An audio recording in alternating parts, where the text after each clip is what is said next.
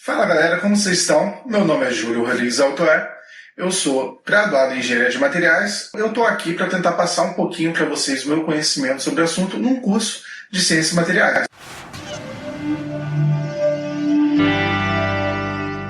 Bom, para começo de conversa, você estava pensando, gente, para que estudar Ciências Materiais, Engenharia de Materiais? Aí eu te falo, qualquer lugar que você olhar, você vai estar vendo um material. Bom, vamos lá, olha aí para frente, o que você está vendo? Você está vendo um celular e eu falando com você. Eu estou usando uma roupa que é feita de algum tipo de material, que são feitos de fibras, que é um tipo de material também. Você, para assistir esse vídeo, está olhando pela tela do seu celular ou do seu computador. Essa tela é feita por um cristal líquido, um LED, um LCD, que é um tipo de material bem avançado. A cadeira que você está sentado assistindo, muito provavelmente é feita de algum material polimérico ou de uma madeira. Então, na nossa vida, no nosso entorno, em tudo quanto é lugar, tem materiais. E esses materiais, existe um estudo por trás dele para definir quais são as propriedades importantes para a aplicação que você está requisitando. Bom, para a gente ter uma noção da importância dos materiais na nossa história e na nossa civilização, as eras elas eram identificadas de acordo com o tipo de material. Você já deve ter ouvido falar, isso aí é da Idade da Pedra, é a Idade do Bronze, ou isso aí é da Idade do Ferro. Aqui a gente consegue ver quais são mais ou menos essas eras, em que anos, de que ano a que ano elas iam. Os primeiros seres humanos eles tinham um acesso muito limitado ao tipo de material. Eles basicamente usavam o que eles encontravam na natureza. Eles usavam a madeira, usavam a argila, o couro, entre outros materiais que a natureza já dava para eles. A partir dos anos foram se passando, eles aprenderam a processar esse tipo de material, eles identificando uma propriedade específica, esse material aqui é bom para isso. Aí eles vão mexendo nesse material, vão tentando melhorar ele de alguma forma. Aí vai passando ano, você vai melhorando o tipo de processamento, aí você consegue surgir novas classes materiais, que é o caso da cerâmica, por exemplo, e dos metais, que com o advento dos tratamentos térmicos, eles foram muito mais presentes na nossa sociedade. Lembrando que, para você fazer uma cerâmica, você tem que fazer um tratamento térmico no seu material. Quem já ouviu falar de fazer uma lajota, que você tem que botar ela no forno, você tem que aquecer e tal.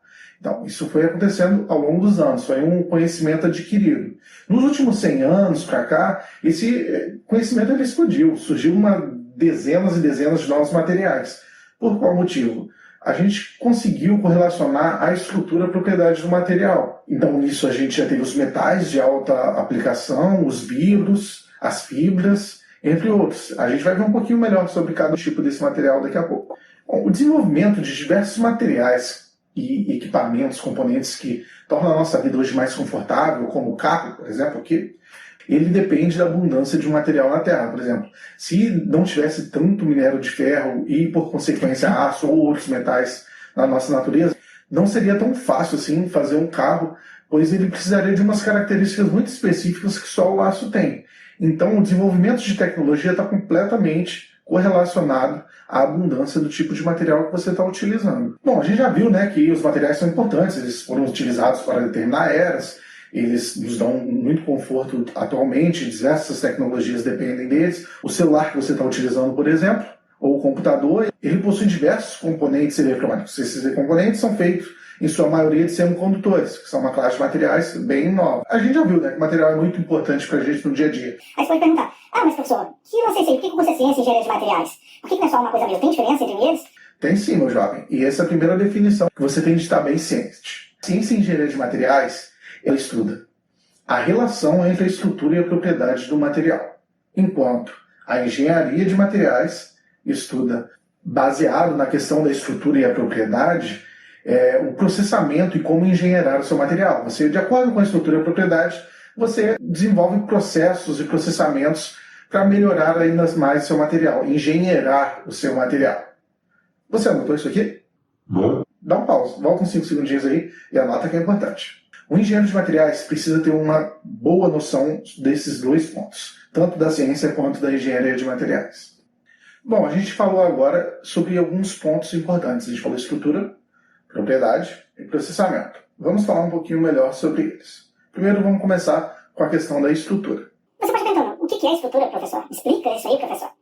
A estrutura do material, ele diz como que esse material e os átomos deles estão dispostos no espaço. Ou seja, ele é o arranjo dos constituintes internos de um material.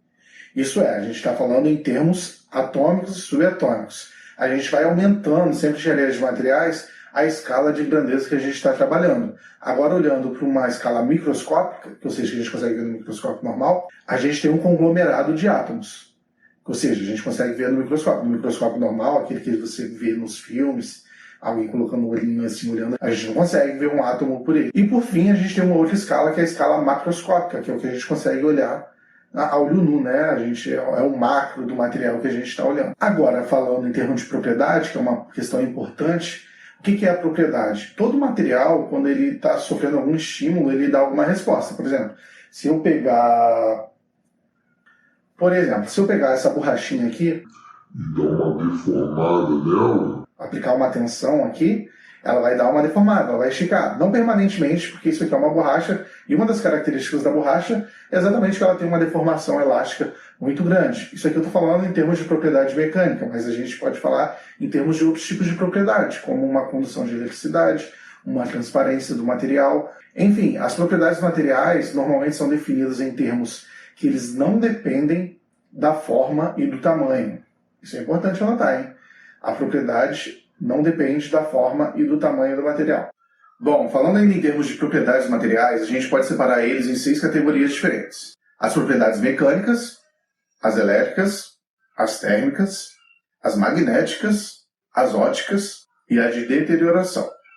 Para cada tipo de grupo desses, o meu material ele vai dar uma resposta para um estímulo dado. Por exemplo, a propriedade mecânica do material. Ao aplicar uma força no material, eu vou ter uma deformação.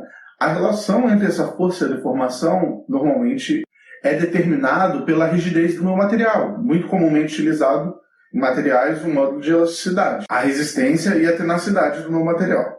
Em termos de propriedade elétrica, qual é a propriedade que a gente analisa? A gente tem, por exemplo, a condutividade elétrica, que é basicamente a facilidade ou não de a energia elétrica se conduzir por aqueles materiais, os elétrons se movimentarem pela estrutura daquele material. Então, se um elétron consegue se movimentar mais fácil, ele tem uma maior condutividade de forma geral. Por isso, normalmente, os metais eles são condutores elétricos.